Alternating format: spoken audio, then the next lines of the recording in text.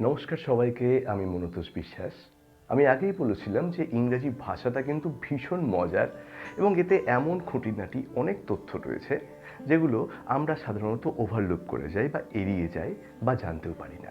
কিন্তু সেগুলো কিন্তু খুবই খুঁটিনাটি, কিন্তু ভীষণ প্রয়োজনীয়।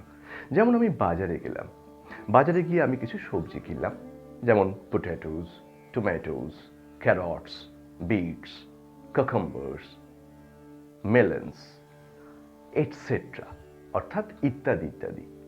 এই যে etcetera, ETC abbreviation of Latin etcetera, এটা কিন্তু জিনিসপত্র, ম্যাটেরিয়াল, আরও রয়েছে ইত্যাদি বোঝানোর জন্য আমরা ব্যবহার করি। কিন্তু কোনো ব্যক্তি বা মানুষের ক্ষেত্রে কিন্তু আমরা এটসেট্রা বা ইটিসি ব্যবহার করব না।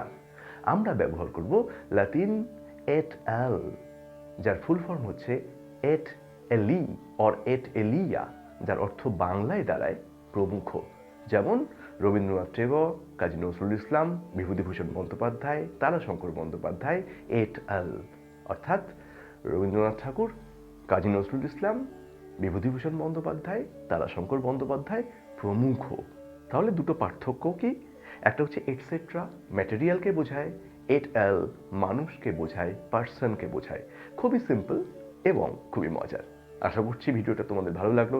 যদি ভালো লাগে অবশ্যই লাইক করবে, কমেন্টের মাধ্যমে জানাবে কেমন লাগলো, এবং আরও ভালো লাগলে সাবস্ক্রাইব করবে এই ধরনের আরও মজার এবং তথ্যবহুল ভিডিও পাওয়ার জন্য। সকলকে অনেক ধন্যবাদ। আবার দেখা হবে পরের ভিডিওতে।